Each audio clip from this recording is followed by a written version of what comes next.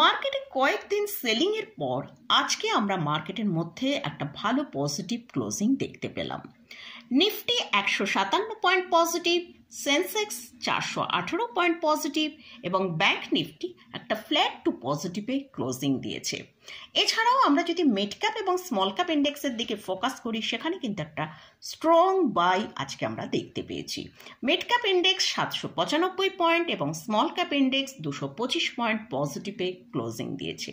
তো আজকে মার্কেটে এতটা র্যালি কেন এসেছে সেটা নিয়ে ডিসকাস করব। এর সাথে সাথেই আগামীকাল নিফটি ব্যাংক নিফটি কীরকম ট্রেড করবে সেটা নিয়েও আলোচনা করব। আর আজকের ভিডিওয়ে দুটো স্টক নিয়ে আলোচনা করব। তো প্রথমেই বলে রাখি, এই স্টক নিয়ে যে আলোচনা করছি জাস্ট এডুকেশনাল পারপাসে এই স্টকগুলো নিয়ে আলোচনা করছি। এদের কোয়ার্টার ওয়ানের রেজাল্ট এসছে, কীরকম রেজাল্ট এসছে সেটা নিয়ে আলোচনা করব। এই স্টকে কিন্তু কোনো রকম কোনো বাই সেল রেকমেন্ডেশন নেই। চলুন ভিডিওটা শুরু করা যাক। ভিডিও শুরু করার আগে বলি, চ্যানেলে যদি ফার্স্ট টাইম ভিজিট করে থাকেন তাহলে চ্যানেলটা সাবস্ক্রাইব করে নেবেন আর পাশে থাকা বেল আইকনটা প্রেস করে রাখবেন। আমি ভিডিও আপলোড করার সাথে সাথে আপনাদের কাছে ভিডিওটা পৌঁছে যাবে। আর ভিডিওটা যদি ভালো লাগে অবশ্যই লাইক এবং শেয়ার করতে ভুলবেন না। তো আজকে আমরা যেটা মার্কেটের মধ্যে দেখলাম, মার্কেট তার লোয়ার লেভেল থেকে একটা খুব ভালো র্যালি দেখিয়েছে। আজকে নিফটিতে যেটা লো তৈরি করেছিল 24,554, অর্থাৎ 24,500 কাছে একটা স্ট্রং সাপোর্ট নিয়ে মার্কেটের মধ্যে আমরা ভালো আপমাউট দেখেছি। নিফটি যেটা আপসাইড তৈরি করেছে সেটা হচ্ছে 24,736 আর ক্লোজিং টাইমে আমরা ক্লোজ পেয়েছি 24,722-এ। তো গতকাল যে ভিডিওটা আপনাদের সাথে শেয়ার করেছিলাম সেখানে আমি বলেছিলাম যে নিফটি যদি 24,680-র ওপর ট্রেড করে সাস্টেন করতে পারে তাহলে নিফটি ওপরের দিকে একটা ভালো মুভ করতে পারে, যেটা ওপরের দিকে 24,750 পর্যন্ত আপসাইড দেখাতে পারে। তো মোটামুটি আজকে আমরা দেখলাম 24,736 পর্যন্ত হাই তৈরি করেছিল। তো যাই হোক, নিফটিতে এতটা র্যালি কেন এসেছে সেটা নিয়ে এবার ডিসকাস করব। সেরকম কিন্তু কোনো যে স্পেসিফিক কোনো রিজন রয়েছে সেটা কিন্তু নয়। ফার্স্ট যে কারণটা, মার্কেট কিন্তু এখন একটা ওভারসোল্ড পজিশনে দাঁড়িয়ে আছে। তো তার জন্যই আমরা মার্কেটের মধ্যে আজকে একটা বাই দেখতে পেয়েছি এবং তারই ফলে একটা র্যালি মার্কেটের মধ্যে এসছে। সেকেন্ড যে রিজনটা, এফআইসরা মার্কেটের মধ্যে কন্টিনিউ সেলিং করছিল, তার ফলে তাদের যে পজিশন হোল্ডিং পজিশন সেটা প্রায় অনেকটা নিচের দিকে নেমে গেছে, প্রায় 9%-এর কাছাকাছি। তো তাই এফআইসরা সেলিংটা স্টপ রেখে আজকে হয়তো মার্কেটে আমরা দেখতে পাবো যে এফআইসরা একটা ভালো পজিশন বাই করেছে। তো তারই ফলে কিন্তু আজকে মার্কেটের মধ্যে এতটা র্যালি এসেছে। তো আগামীকাল নিফটি ব্যাংক নিফটি কীরকম ট্রেড করতে পারে সেটা নিয়ে আলোচনা করব। তার আগে আমরা একবার গ্লোবাল মার্কেটের দিকে ফোকাস করব। তো এশিয়া মার্কেটের নিকাই 536 পয়েন্ট নেগেটিভ এবং হ্যাংসেই 146 পয়েন্ট পজিটিভে ক্লোজিং দিয়েছে। তো এশিয়া মার্কেটে আমরা একটা মিক্সড ক্লোজিং দেখতে পেয়েছি। আমরা ইউরোপ মার্কেটের দিকে যদি ফোকাস করি, সেখানে আমরা দেখতে পাচ্ছি ইউরোপ মার্কেট প্রায় 0.50%-এর ওপর পজিটিভে ট্রেড করছে। আর ইউএস মার্কেটে আমরা লাস্ট ফ্রাইডেতে দেখেছি ডাউন জোনে ভালো সেলিং এসেছিল। তো সেখানে আমরা দেখতে পাচ্ছি আজকে ডাউন জোনের ফিউচার 271 পয়েন্ট পজিটিভে ট্রেড করছে। আজকে যদি এই ডাউন জোন একটা ভালো পজিটিভে ক্লোজিং দেয় তাহলে আগামীকাল আমাদের ইন্ডিয়ান মার্কেটে আমরা একটা গ্যাপ আপ ওপেনিং দেখতে পেতে পারি। নিফটির জন্য যেটা স্ট্রং সাপোর্ট রয়েছে সেটা হচ্ছে 24,550 থেকে 24,600। যদি এই সাপোর্টটা মেনটেন করতে পারে তাহলে আগামীকাল নিফটির মধ্যে একটা ভালো আপসাইড মুভ আসতে পারে। তো আগামীকাল যদি নিফটি 24,750-এর ওপর ট্রেড করে সাস্টেন করতে পারে তাহলে নিফটি ওপরের দিকে 24,800 থেকে 24,850 পর্যন্ত একটা আপ মুভ দেখাতে পারে। আর যদি কোনো কারণে কোনো ব্যাড নিউজের জন্য নিফটিকে আমরা যদি দেখি 24,550-কে ব্রেক করে ট্রেড করতে করে তাহলে নিফটি নিচের দিকে 24,500-র কাছে চলে আসতে পারে। এই জায়গাটায় কিন্তু একটা স্ট্রং সাপোর্ট রয়েছে। আর যদি নিফটি এই 24,500-কে ব্রেক করে তাহলে কিন্তু ভালো সেলিং আসার সম্ভাবনা আছে। এবারে আসছে ব্যাংক নিফটি। আজকে ব্যাংক নিফটি কিন্তু একটা ফ্ল্যাট ফ্ল্যাটের মধ্যেই ট্রেড করেছে। তো সেখানে ক্লোজিংয়ে আমরা কিন্তু পেয়েছি একটা ফ্ল্যাট টু পজিটিভে ক্লোজিং পেয়েছি। আজকে ব্যাংক নিফটি লো যেটা তৈরি করেছে 55,437।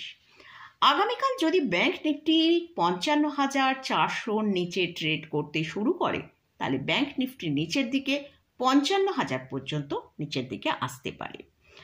আর ওপরের দিকে ব্যাংক নিফটি যদি 55,880 ওপর ট্রেড করে সাস্টেন করে তাহলে ব্যাংক নিফটির মধ্যে একটা ভালো আপসাইড আসতে পারে, যেটা ওপরের দিকে 56,000 থেকে 56,064 পর্যন্ত।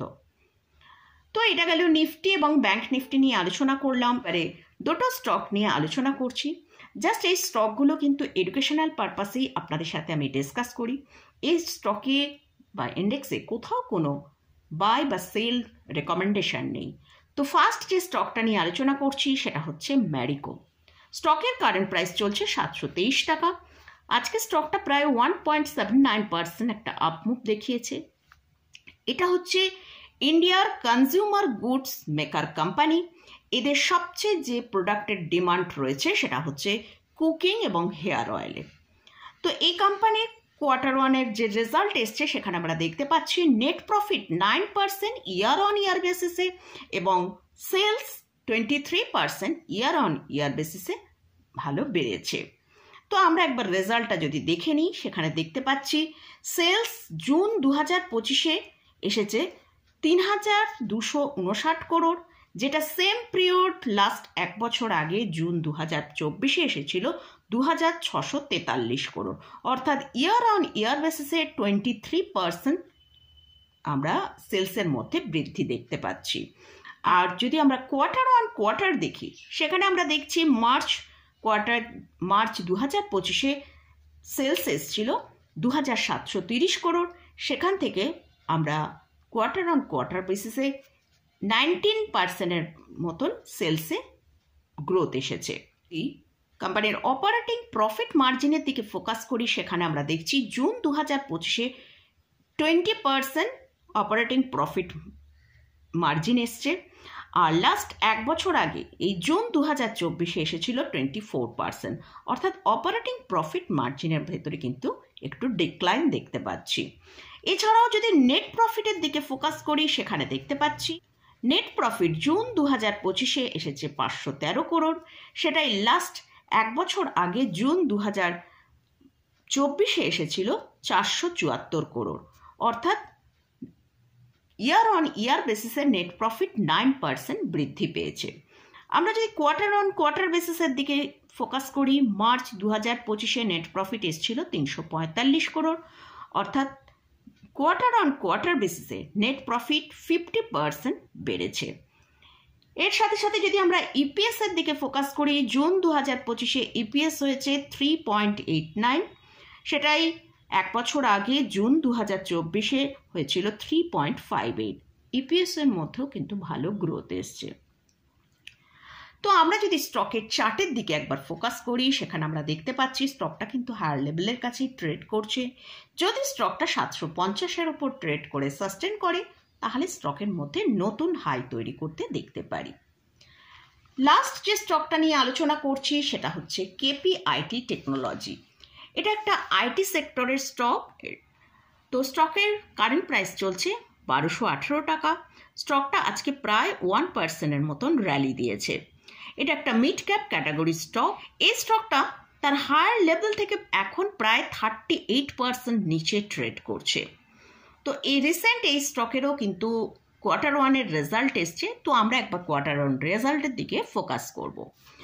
তো সেখানে আমরা দেখতে পাচ্ছি যে নেট প্রফিট ইয়ার অন ইয়ার বেসিসে 15%-এর মতন ডিক্লাইন হয়েছে। তো সেলস জুন 2025-এ এসেছে 1,539 করোড়, সেটাই লাস্ট এক বছর আগে জুন 2024-এ 1,365 করোড় এসেছিল, অর্থাৎ ইয়ার অন ইয়ার বেসিসে সেলসের মধ্যে 12% গ্রোথ দেখতে পাচ্ছি। কিন্তু কোয়ার্টার অন কোয়ার্টার বেসিসের দিকে যদি ফোকাস করি, সেখানে আমরা একটা ফ্ল্যাট সেলস দেখতে পাচ্ছি, কারণ মার্চ 2025-এ যে সেলসটা হয়েছিল সেটা 1,528 করোড়। তো সেই জন্য কিন্তু আমরা সেলস যেটা দেখছি যে কোয়ার্টার অন কোয়ার্টার বেসিসে ফ্ল্যাট এসছে। নেট প্রফিটের দিকে যদি ফোকাস করি, নেট প্রফিট জুন 2025-এ 172 করোড় এসছে। ঠিক এক বছর আগে সেম পিরিয়ডে অর্থাৎ জুন 2024-এ নেট প্রফিট হয়েছিল 204 করোড়, অর্থাৎ ইয়ার অন ইয়ার বেসিসে নেট প্রফিটের মধ্যে 15% ডিক্লাইন দেখিয়েছে। আর আমরা যদি কোয়ার্টার অন কোয়ার্টার বেসিসে দেখি, মার্চ 2025-এ নেট প্রফিট এসছে 245 করোড়। সেখান থেকে আমরা জুন 2025-এ দেখতে পাচ্ছি নেট প্রফিট এসছে 172 করোড়, অর্থাৎ 30% কোয়ার্টার অন কোয়ার্টার বেসিসে ডিক্লাইন এসছে। এছাড়াও যদি ইপিএস এর দিকে ফোকাস করি, জুন 2025-এ ইপিএস এসছে 6.27, যেটা সেম পিরিয়ড এক বছর আগে জুন 2024-এ এসেছিল 7.45। তো ইপিএস এর মধ্যেও কিন্তু ভালো ডিক্লাইন দেখতে পাওয়া যাচ্ছে। তো আমরা তো মোটামুটি এই দুটো স্টক নিয়ে আলোচনা করলাম। এই স্টকে বা ইন্ডেক্সে কোথাও কোনো রেকমেন্ডেশন নেই।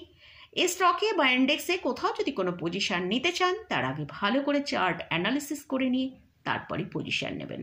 তো মোটামুটি আজকের মতন ভিডিওটা এখানেই শেষ করছি। ভিডিওটা যদি ভালো লাগে অবশ্যই লাইক করবেন, শেয়ার করবেন, সাবস্ক্রাইব করবেন। ধন্যবাদ।